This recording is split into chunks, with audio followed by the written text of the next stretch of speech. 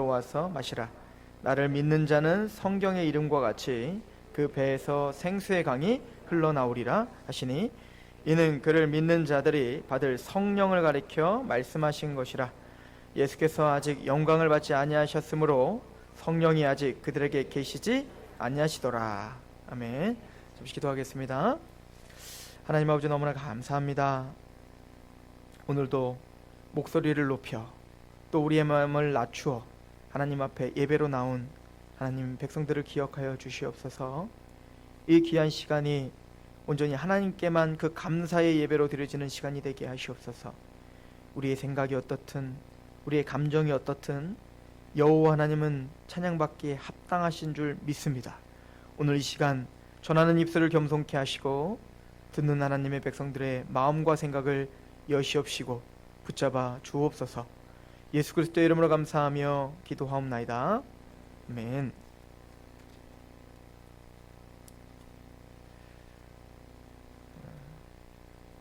오늘은 추수감사 주일입니다.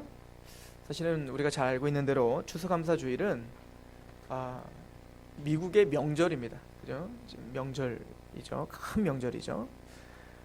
우리가 잘 알고 있듯이 청교도, 특별히 이제 영국에서 신앙의 자유, 또 그 신앙 때문에 그 당시에 이제 카톨릭을 믿고 있었던 그 메리 여왕을 비롯한 많은 왕들이 이제 청교도들을 핍박하기 시작했고, 그 종교의 자유와 그 복음을 또 자유롭게 찬양하고 믿고 전파하고 싶은 그 열망함 때문에, 그 신앙 하나 때문에 자신이 살았던 그 모든 본토 친척 아비집을 떠난 거죠.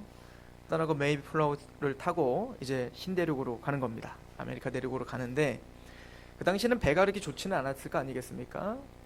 또 또 이제 많은 식량들을 다 실을 수도 없고, 그러니까 가는 중에 많이 죽었다고 해요. 수많은 사람들이 가는 중에 죽게 되고, 또 간신히 살아남아서 그곳에 정착을 했지만, 그 당시에는 이제 인디언들, 공격적인 인디언들도 있었기 때문에 살육도 당하고, 또 중요한 거는 식량이 없는 겁니다. 먹을 게 없고, 또 풍토병이 돌고, 그래서 참 많은 사람들이 죽었다고 합니다.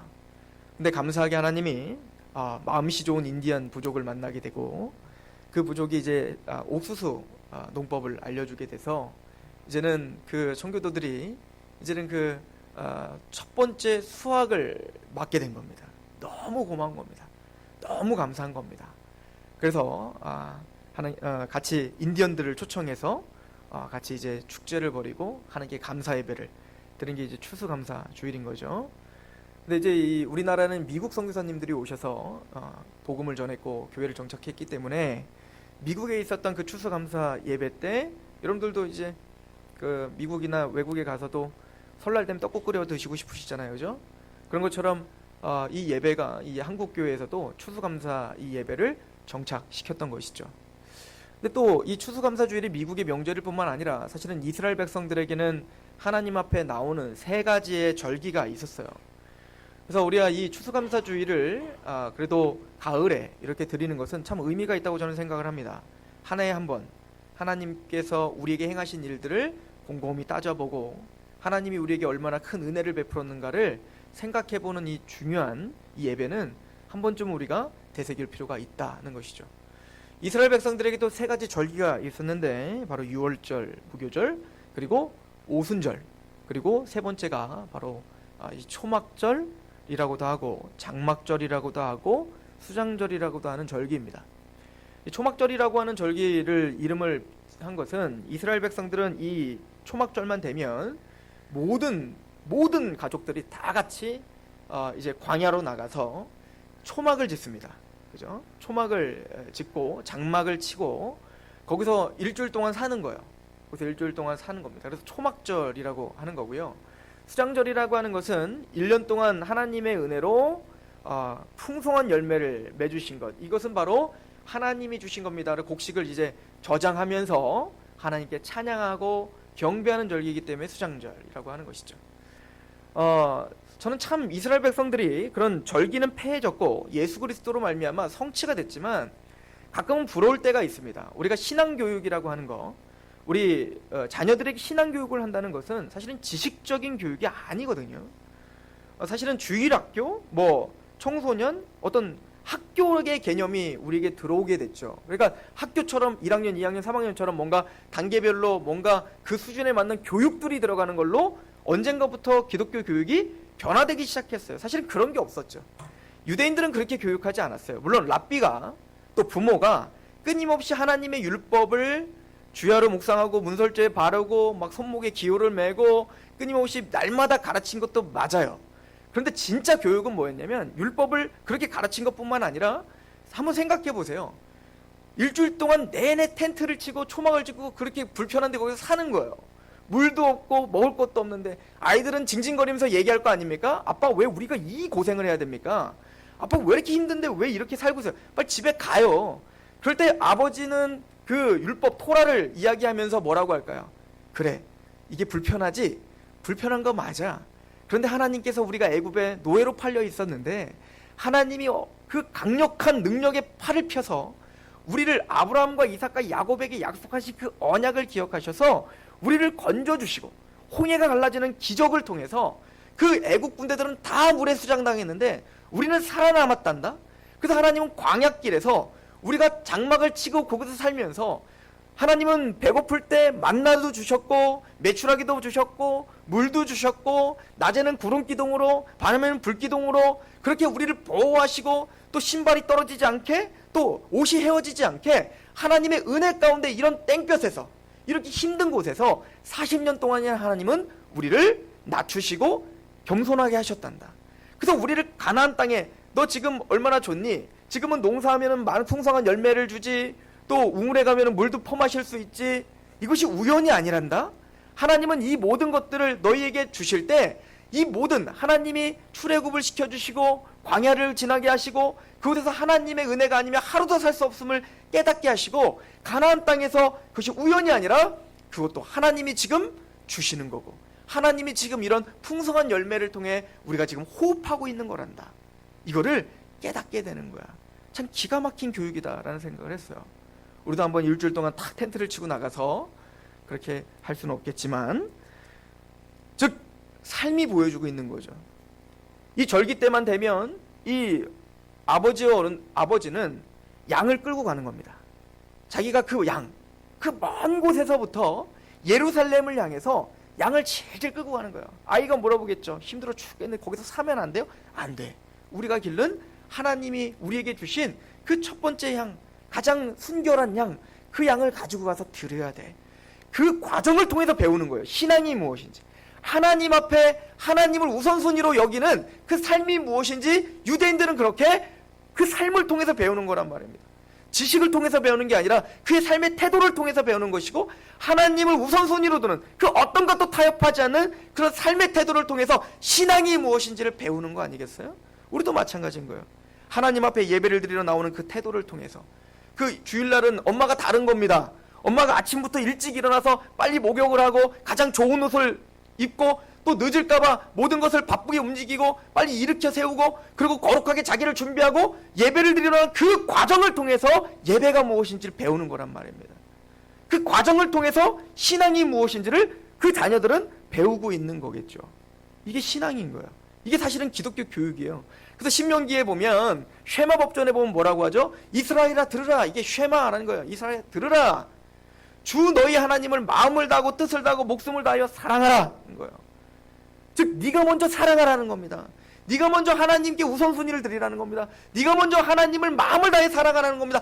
그리고 너희 자녀들에게 부지런히 그 율법을 가르치라요. 근데 내가 하나님을 사랑하지 않고 내 자녀가 하나님을 사랑한다는 건 거짓말. 그렇게 신앙교육을 시켰던 거예요. 원래 기독교 교육은 그런 겁니다.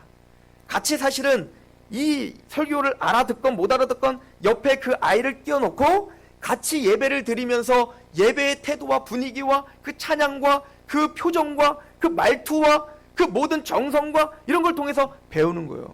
예전에는 저희 어머니가 성미라는 걸 뜨시더라고요. 요즘에 이제 그런 거 없어졌잖아요. 교회에서 그냥 다 사잖아요. 근데 예전에는 농경 문화니까 그랬겠죠. 그때는 저희 어머니가 보니까 주일만 되면 아침 그 밥상을 차릴 때 우리 한 그릇씩 꼭 퍼가지고 한 곳에다 모으더라고요. 그러니까 우리 밥 준비하는 만큼 한 그릇씩 모아서 그게 일주일 동안 모아서 그거를 성미로 갖고 와서 쏟아붓고 그걸로 다 같이 밥을 해먹는 거예요. 생각해보면 참 좋다 이 생각을 했어요. 야, 그게 의미가 있구나. 하루하루 이것은 하나님의 몫이란다라고 떼서 하루하루 그렇게 신앙을 준비했던, 사실은 이런 전통들이 이게 무슨 율법이란 율법이라 말하겠지만 저는 아니라고 봅니다. 그런 하나하나 형식과 그런 하나하나의 정성을 통해서 하나님 앞에 우리가 어떻게 서 있어야 되는지를 전 자녀들에게 가르쳐 준다고 생각을 합니다. 지지볶고 싸워도 아침에 꼭 저를 깨워서 가정 예배를 드렸단 말입니다. 물론 저녁에는 막 지지볶고 아버지 어머니 막 부부싸움도 해요. 근데 아침만 되면 다시 또 일어나가지고 또 깨워가지고 예배를 드립니다. 그때 생각하면 뭐 하는 짓이야. 아침에는 예배 드리고 밤에는 왜 싸우고. 근데 지금 생각해보면 그런 몸부림이 저를 만들지 않았나 생각이 드는 거예요. 우리가 신앙이라는 것을 어떻게 대물림해 줄 것인가, 어떻게 하나님 앞에 감사하는 법을 가르쳐 줄 것인가, 그것은 우리에게 달려있는 것 같습니다. 내 자녀가 하나님을 어떻게 대우할 것인지, 내 자녀가 무엇을 우선순위로 두고 살아야 될 것인지, 저는 하나님의 백성다운 하나님의 부모들이 그렇게 대물림해 줘야 되는, 저도 우리 교회만큼 하나님의 복음을 갖고 있는 사람들로서 우리가 그 가정의 어떤 예배와 가정의 어떤 그 태도들이 회복되길 축원합니다. 이것이 우리가 이 추수감사 주일날 그 초막을 짓고 살았던 그 이스라엘 백성들에게 배워야 될 이유인 것이에요. 오늘 말씀은 초막절 성취와 감사라는 제목인데요, 저는 요한복음을 보면서 깜짝깜짝 놀랄 때가 많아요. 참 은혜스러워요. 그 요한복음 참 쉬운 책이 아니다라는 생각을 했습니다. 요한복음 대단히 신학적인 책입니다. 공관복음서 마태와 마가와 누가는 사실은 같은 관점으로 예수 그리스도의 그 삶을 소개합니다. 물론 그 마태와 마가와 누가도 강조점들이 약간씩 달라요. 독자들이 달랐기 때문입니다.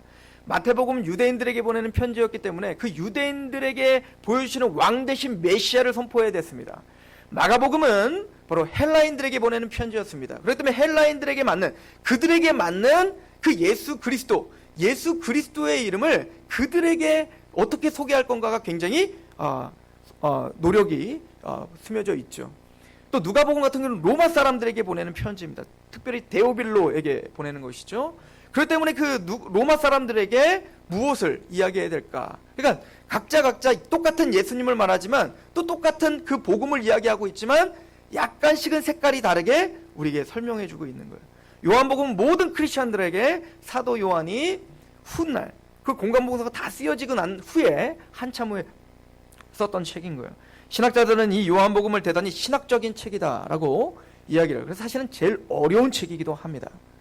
근데 이 요한복음을 보면 굉장히 이 사도 요한이 의도적이고 신학적으로 뭔가 우리에게 설명해 주는데 그 예수님을 하나님으로 설명해 주고 있죠. 태초에 말씀이 계셨는데 그 말씀이 하나님과 함께 계셨는데 그 말씀이 곧 하나님이시더라 라고 하는 거 아닙니까? 그래서 요한복음에 요한사도는 뭐라고 합니까? 이 말씀이 육신을 입고 이 땅 가운데 거하심에 우리가 그 영광을 보니 독생자의 영광이요 은혜와 진리가 충만하더라 라고 이야기하죠. 근데 그 거하시다라는 단어가 뭐라고요? 우리가 지난번에 한번 배웠었는데 장막을 치시다요. 사도 요한은 예수님이 이 땅에 오신 것 자체가 뭐라는 거예요? 하나님이 드디어 구약에서 말해줬던 바로 그 베델, 즉 하나님과 땅을 연결시키는 유일한 사닥다리, 또 그 베델이 이제는 형식화되어 우리에게 보여줬던 성막, 또 그 성막이 조금 더 세련되게 구체화됐던 성전, 그 성막, 그 베델이 바로 예수님이다 라고 선언하고 시작하고 있는 거예요. 그래서 예수님이 이 땅에 오신 것을 뭐라고 말합니까? 하나님께서 장막을 치셨다라고 표현하고요. 성막을 치셨다라고 표현한다고요. 그래서 요한복음 1장을 가보시면 이렇게 이야기를 하죠. 요한복음 1장에 51절, 예수님께서 직접 하시는 얘기인 거예요.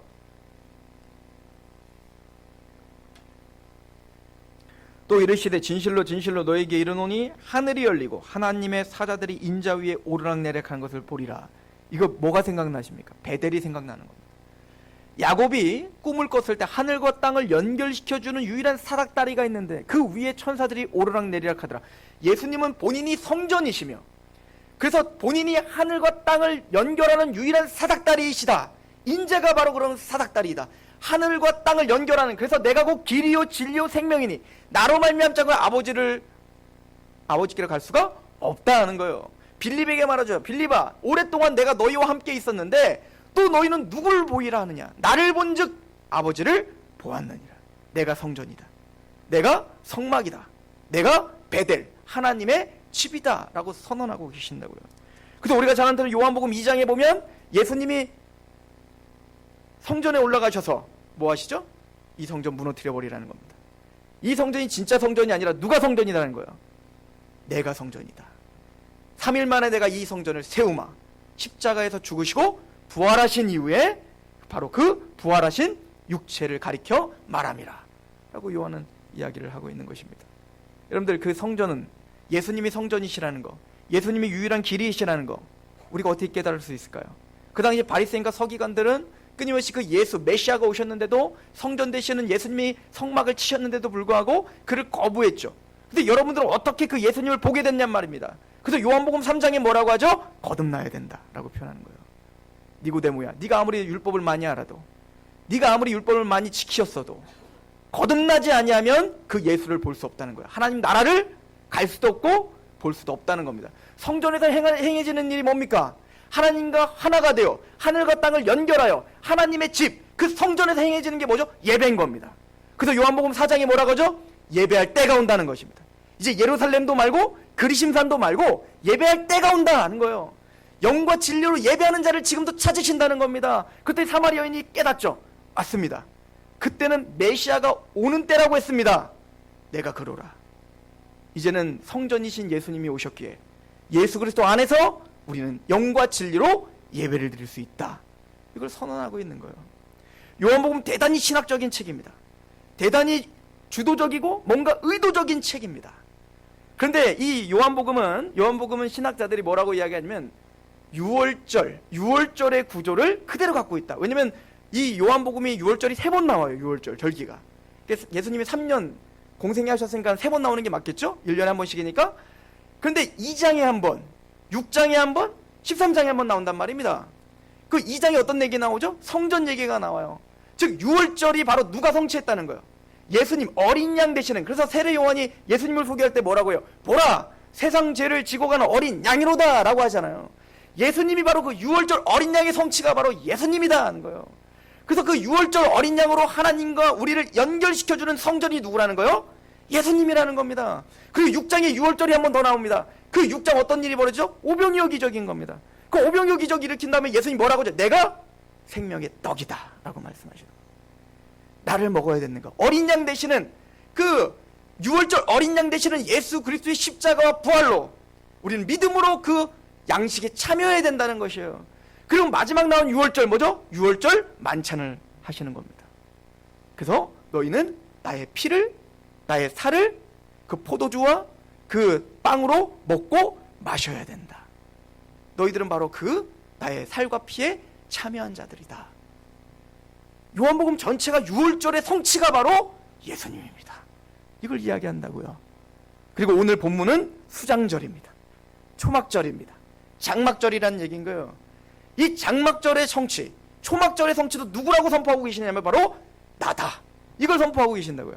그래서 오늘 본문은 초막절 마지막 날, 원래는 이제 이 초막절 날은 온 이스라엘 백성들이 일주일 동안 7일 동안 어떻게 해야 되냐면 초막을 짓고 살아야 된다고 했죠?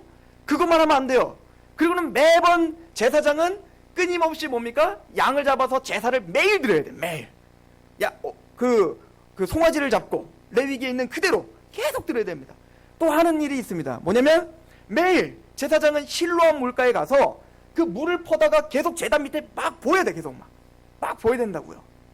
그리고 마지막 날은 그걸 대대적으로 붓고, 그리고 밤이 되면 이제 마지막 하이라이트인데, 밤이 되면 이제는 뭐죠? 모든 이스라엘 백성들이 횃불을 들고 하나님을 찬양합니다. 이게 초막절의 하이라이트예요. 예수님이 그래서 요한복음 7장에 수장절 마지막 날 뭐라고 이야기하시죠? 내가 물이다 이렇게 표현하고 계시는 거예요. 실로암 물에서 왜 물을 퍼다가 그 제단에 붓는 거죠? 그 당시에 가나안 사람들은 바로 바알 숭배를 하고 있었죠. 나에게 번영과 나에게 복과 나에게 이 풍성한 열매를 주는 것은 바로 바알이라고 생각했단 말입니다. 그래서 바알을 위해서 살았단 말입니다. 하나님은 아브라함을 통해서 세겜 땅에 가게 하셔서 그 세겜 상수리 나무 밑에 제단을 쌓으라 했습니다. 그래서 아브라함은 그곳에서 가나안 땅에 가자마자 세겜 상수리 나무 밑에서 제단을 쌓아요. 그 당시 상수리 나무는 뭐죠? 우상 숭배는 중심 지역이었단 말입니다. 우리도 시골 같은 데 가서 보세요. 막 느티나무, 막 그 아름드리 나무 같은 데 보면 막 빨갛고 파란 거 막 달아놓잖아요. 왜죠?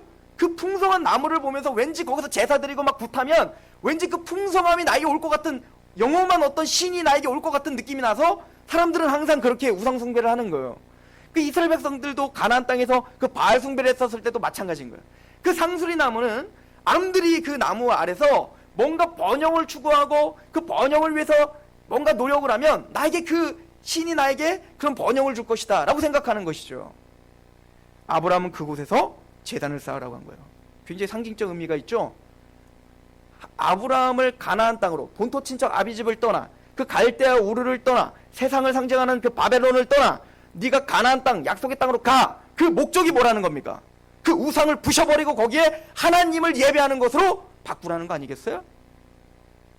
그런 것처럼 이스라엘 백성들은 바로 그 바알이 우리에게 복을 주는 게 아니라 우리에게 이 풍성한 열매를 주고 나에게 호흡을 주고 나에게 은혜를 끼치신 분은 바로 여호와입니다 를 고백하는 마음으로, 그 바알 신이 바로 비를 주는 신이거든요.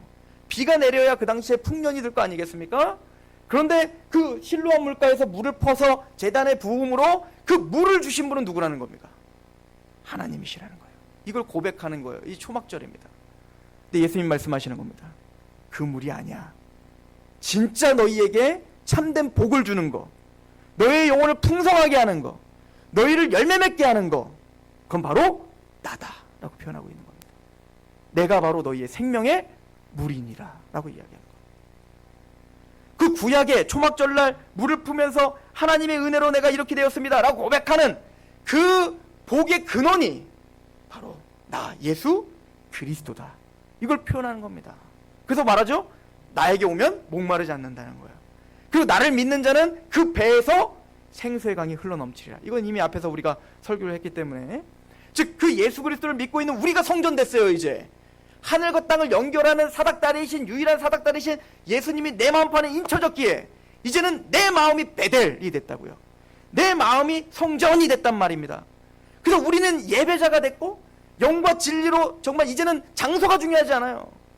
이곳에서 드리든 저 가정에서 드리든 어디서 드리든 그 예수 그리스도의 십자가 앞에 하나님 앞에 같이 찬양하는 그곳이 성전인 거죠. 그것이 교회죠. 그것이 우리죠 라고 예수님은 말씀하고 계시는 겁니다. 그러면 재밌습니다. 요한복음을 한번 여러분들 나중에 진지하게 한번 묵상해 보세요. 요한복음 7장에 나는 물이다 라고 이야기하고 요한복음 8장에 가서 나는 빛이다 라고 말하는 거예요. 왜? 초막절날 횃불을 들고 나의 빛을 비추시는 분. 시편 119편에 보면 주의 말씀은 내 발의 등불이십니다. 주의 말씀이 나를 인도하셨고 주의 말씀이 나를 경책하십니다. 주의 말씀이 하나님의 뜻 가운데 나를, 그의 목적 가운데 나를 인도하시는 힘입니다 라고 고백한 것처럼 바로 하나님께서 우리의 빛이시며 하나님께서 우리의 흑암을 걷어주시는 바로 하나님이십니다를 고백하며 횃불을 두고 찬양하는 거란 말이에요. 광야 시절에 그 불기둥이 자신을 인도하셨던 것처럼 그렇게 횃불을 들고 찬양하는데, 그 횃불, 그 초막절의 그 횃불의 성취가 누구라는 겁니까? 예수님이시다 라고 말하는 거예요. 내가 빛이다 라고 말하는 거예요. 그래서 요한복음 8장에 소경을 눈을 뜨게 해주시죠. 왜 그럴까요? 우연이 아닙니다. 즉 나는 너의 눈을 뜨게 하는 자라는 겁니다. 막 육체적으로 눈을 뜨게 한 다음에 바리새인과 서기관들이 갑자기 확 돌려가고 니들이 소경이야 이렇게 된 겁니다. 그랬더니 나는 한 번도 눈 감은 적이 없는데 왜 내가 소경입니까? 니들이 본다고 하니 너희는 소경이고 얘네들은 스스로 안 보인다고 하니 얘네들이 보는 자다. 무슨 얘기죠? 믿음입니다. 이들은 내 스스로 구원받을 수 있다고 생각한 겁니다. 내가 율법을 지켜 내가 뭔가를 해서 하나님 앞에 내가 뭔가 공로를 쌓아 그거 가지고 나 잘했죠 라고 하는 사람들이라는 거예요. 근데 이들은 뭐죠? 주님이 아니면 내가 볼 수가 없는 자입니다. 주님이 아니면 나는 소망이 없는 자입니다. 주님이 아니면 내 눈이 떠지지 않습니다를 간절한 말로 붙잡는 그가 보는 자다라고 이야기하는 거죠. 근데 보세요. 예수님께서 그 소경은 요한복음 8장에 보면 9장에 보면 그 소경을 눈을 뜨게 할 때 좀 퍼포먼스를 하나 하십니다. 뭐냐면 흙을 막 빚어갖고 침을 태뱉어갖고 눈을 막 비벼요. 이거 지금 막 신비주의하는 분들이 이거 따라하고 있는 거 아니에요. 그렇게 하면 안 됩니다. 병나요. 막 비벼요. 그런데 뭐라고 하죠? 실로암 물가에 가서 씻으라. 왜 실로암일까요? 초막절을 뭐하고 있다고요? 실로암 물을 떠서 복에 그놓은 것처럼 부었다고요. 예수님 뭘 말씀하시는 겁니까? 그 흙은 네가 바로 티끌과 같다는 겁니다. 네가 흙과 같다는 겁니다. 너는 아무것도 아니라는 것입니다. 그런데 그 하나님의 그 축복의 물, 실로암 물, 그 물을 통하여 너는 어떻게 되는 거예요? 눈이 떠지는 건 거예요. 그 실로암 물이 누군데? 예수 그리스도를 말하는 것이죠. 예수 그리스도가 바로 우리의 물이 되시고 생명의 물이 되시고 예수님께서 바로 우리의 뭐가 되시는 겁니까? 바로 빛이 되어주신다. 이것을 우리에게 보여주고 있다는 얘기인 거예요. 초막절날 이들은 초막을 짓고 7일 동안 초막 안에서 거주해야 됐습니다. 그걸 통해서 우리가 아까도 상고했듯이 그들은 기억해야 되는 게 있습니다. 뭐죠? 과거에 하나님께서 우리를 이렇게 인도하셨습니다. 우리가 이 추수감사주일날 이미 추수감사주일 초막절 이런 절기는 없어요. 폐해진 겁니다. 초막절 지키지 않는다고 구원 못 받는 거 이런 거 전혀 아니에요. 우리는 의미 부여를 할 뿐입니다. 저는 이 절기가 좋아요. 절기가 좋은 이유가 뭐냐면 절기나 돼야 이런 설교 듣지. 초막절이 뭔지 장막절이 뭔지 무슨 맥추감사주일이 뭔지 뭘 절기가 돼야 이런 설교라도 하지 평일에는 이런 설교를 못하니까 그 절기에 대한 의미를 우리가 알고 이 절기가 어떻게 예수님으로 말미암아 성취됐는지를 알고 그 성취된 하나님의 백성들이 그럼 어떤 감사를 해야 되는지를 깨닫는 날이 오늘이란 말입니다. 근데 이 추수감사주일날 예수님이 말씀하신 것을 통해서 우리가 본다면 우린 예수님의 십자가로 눈이 떠졌다고요. 우린 눈이 떠진 거예요. 하나님을 알게 됐고 그 예수님의 십자가를 알게 됐다고요. 그래서 요한복음 8장에 봤더니 뭐라고 하냐면 바리새인과 서기관들에게 뭐라고 하죠? 너희들은 내 말을 듣지를 못한다. 너희들은 내 말을 깨닫지를 못하는구나. 너희들은 왜 내 말을 깨닫지 못할까? 너희가 하나님의 사람이라면 하나님께 속해 있는 사람이라면 내 말을 깨달았을 것이다. 아브라함도 이렇게 안 했다. 이 얘기를 하죠. 너희는 아비는 마귀니라. 그 마귀는 처음부터 거짓말자요. 그 거짓말로 너희를 속이는 자다. 거예요. 우리가 다 거기에 속해 있었던 자들이죠. 소경이 우리였죠. 하나님을 몰랐고 십자가의 은혜를 몰랐던 우리가 오늘 그 하나님을 보게 됐어요. 오늘 우리는 그 하나님의 십자가 앞에 감사하며 이곳에 나왔어요. 주님께서 이 요한복음 7장에 이 초막절 마지막 날 내가 물이고 내가 빛이라 라고 말하면서 참되게 우리가 감사해야 된 이유가 뭘까요?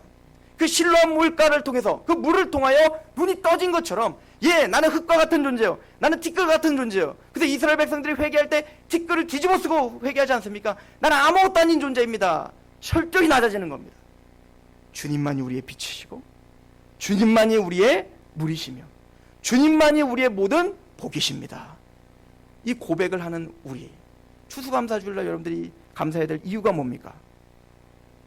구원받았기 때문인 거예요. 예수님의 십자가로 우리는 눈이 떠졌습니다.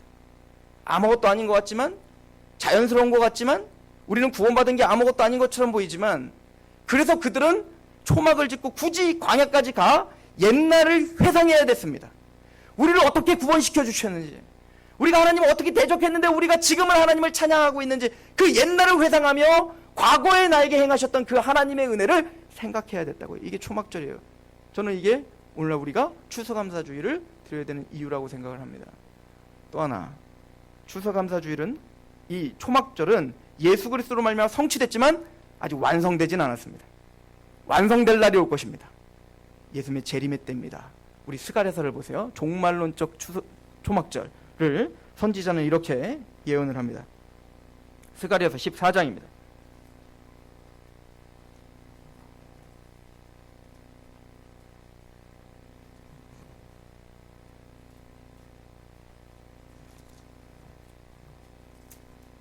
스가랴서 14장 16절부터 볼까요?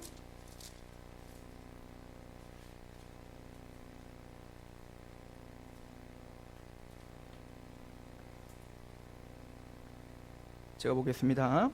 예루살렘을 치러 왔던 이방 나라들 중에 남은 자가 해마다 올라와서 그 왕 만군의 여호와께 경배하며 초막절을 지킬 것이라. 땅에 있는 족속들 중에 그 왕 만군의 여호와께 경배하러 예루살렘에 올라오지 아니하는 자들에게는 비를 내리지 아니하실 것인즉 만일 애굽 족속이 올라오지 아니할 때에는 비 내림이 있지 아니하리니 여호와께서 초막절을 지키러 올라오지 아니하는 이방 나라들의 사람을 치시는 재앙을 그에게 내리실 것이라. 애굽 사람이나 이방 나라 사람이나 초막절을 지키러 올라오지 아니하는 자가 받을 벌이 그러하니라. 그날에는 말 방울에까지 여호와께 성결이라 기록될 것이라. 여호와의 전에 있는 모든 소치 제단 앞 주발과 다름이 없을 것이니 예루살렘과 유다의 모든 소치 만군의 여호와의 성물이 될 것인지 제사 드리는 자가 와서 이 솥을 가져다가 그것을 고기를 삶으리라. 그날에는 만군의 여호와의 전에 가나안 사람이 다시 있지 아니하리라. 완전히 구별된, 악이 없는. 그래서 이방 나라들도 이제는 뭐요? 이 초막절을 지키러, 이 모든 인생이 끝날 때, 이제는 모든 우주가 끝날 때, 이제 대대적인 추수가 이루어질 때, 예수님의 십자가로 14만 4천이 가득 찰 때, 그때는 그 초막절을 하나님께 찬양하고 경배하는 사람들만 살아남게 될 것입니다. 우리는 그 과도기에 살고 있죠. 하나님의 영광을 인정하는 것이 온 땅에 가득하리라. 온 세상에 가득하리라. 선지자가 보는 비전입니다. 우리가 바라보는 것도 그건 거예요. 지금 우리가 하나님 앞에 감사하며 오늘 하루를 드리지만 우리는 또 불평할 것입니다. 우리는 또 이 감사를 잊어버리고 살 거란 말인 거예요. 그러나 우리는 온전한 감사만 있는 곳, 모든 곳, 그냥 숟가락 하나에도 하나님의 성결이라고 써 있을 만큼 모든 것이 구별되어 하나님께만 올려지는 그날이 올 것입니다. 온전히 하나님께만 집중되고 그 모든 역사의 주관자이신, 그 모든 역사의 복의 근원 되시는 그 하나님을 명명백계 보게 될 그날이 반드시 오게 될 것이고, 그 초막절날 우리는 기쁨으로 하나님을 경배하는 자들이 될 것입니다. 우리는 그래서 오늘을 기대하고 소망하는 거예요. 여러분들에게 우리에게 행하셨던 그 감사를 기억하시는 한 주간이 되시길 축원합니다. 우리에게 구원을 주신, 우리의 눈을 뜨게 하신 그 십자가의 은혜를 감사하십시다.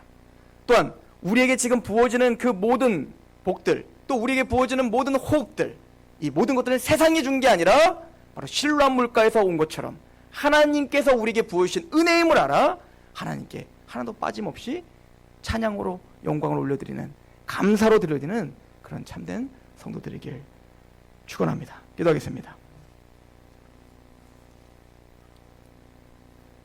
하나님 아버지, 이스라엘 백성들이 물을 퍼 제단에게 부으며 하나님이 우리의 복의 근원이십니다. 또 횃불을 켜며 하나님만이 우리 인생을 인도하시는 인도자이십니다. 불기둥과 구름기둥으로 우리를 실수 없이 마침내 가나안 땅까지 인도하셨듯 그렇게 영광스러운 완벽한 완성된 그 하나님의 찬양과 그 하나님의 그 절기를 아버지 완성시킬 것을 기대하는 마음으로 또 우리 인생을 고치시며 그렇게 우리를 인도하시는 하나님의 은혜 가운데 감격하며 오늘 이렇게 예배를 드립니다. 아버지여, 때로는 원망이 있고 또 우리의 연약함 때문에 하나님이 행하신 일들을 기억하지 못할 때에도 아버지여 성령님, 우리를 깨닫게 하셔서 우리를 과거에 행하셨던 그 일들을 기억하게 하시고 앞으로 행하실 그 놀라운 일들을 또 소망하는 그런 마음을, 그런 믿음으로 우리를 성장시켜 주옵소서. 그렇게 감사가 넘치는 성령 충만한 교회요 성도가 되게 하옵소서. 예수님의 이름으로 감사하며 기도합니다. 아멘.